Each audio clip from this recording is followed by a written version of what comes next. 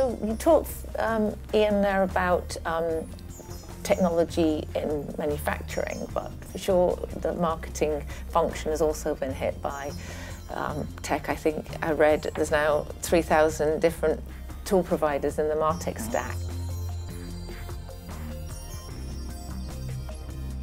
So what are you all seeing? What are you doing, bringing that technology for business advantage? So I think it's amazing what's happened in the last few years. Just the explosion of technologies available.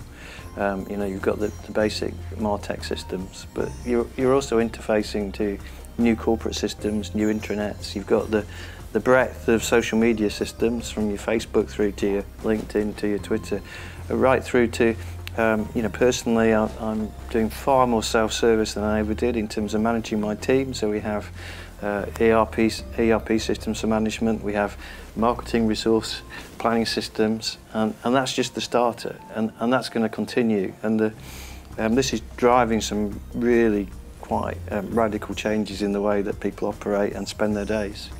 It's funny because I think historically marketing was not the place that had a great big IT budget or was, you know, part of the capital planning process of the organization, but today that's changing. Most of the very big investments that we made at Western Union over the last 2 years were around data-driven digital customer acquisition and all the things that you had to have in place to do that successfully in 200 countries. So we have become a much bigger consumer of IT. I mean, along with that comes some responsibility for people to get more sophisticated about business cases and being able to demonstrate ROI and not having projects that go on for 2 or 3 years before you see any value. So it's a kind of a, you know, both sides, right? We get more investment, but we have to demonstrate the value of it.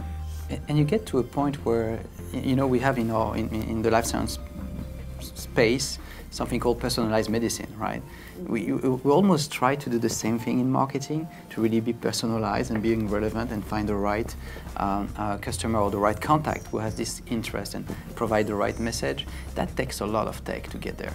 That takes data, that takes a layer of AI to identify it, that takes algorithm to identify what's the propensity for them to buy or to be interested in a topic. And this is really driven by a couple of tools, but at the end of the day, it's moving so fast that you cannot train and retrain your team. You need to make sure that the operating model, the mechanism you have in place, is almost helping or enabling your team to become unconsciously competent. So they are using the systems without even thinking about how it works.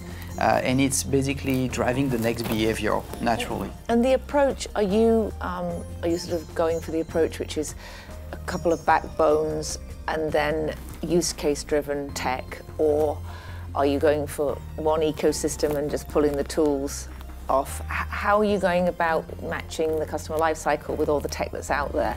Best of breed is complicated from an integration perspective. There are more and more platforms that can really help you to drive the customer engagement in the market. That does require more engagement and connection with the IT teams, because then the systems has to be interoperable and talk to each other. But the platform is probably the best way to go. Otherwise, it's big tax on the IT. Yeah, you need a core platform. And then just choose from that platform's ecosystem. Yeah, an ecosystem of tools that operate off that platform. And when you know, we're all onboarding these tools, and fortunately now with cloud, you can do it in weeks. What has been your success rate? Has anybody, you know, actually gone through a cycle of trying a tool, kicking it out, replacing it?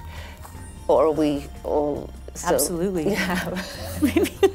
maybe 2 or 3 times in some instances, but you know, you have to be prepared to be clear on what your objective was in the first place, and then measure your program and the investments you're making against that. If people see the marketing organization having these kind of long, endless systems efforts that never lead to the end, you know, to the goal, you know, you can plan on having your budget slashed next year. So we take it really seriously.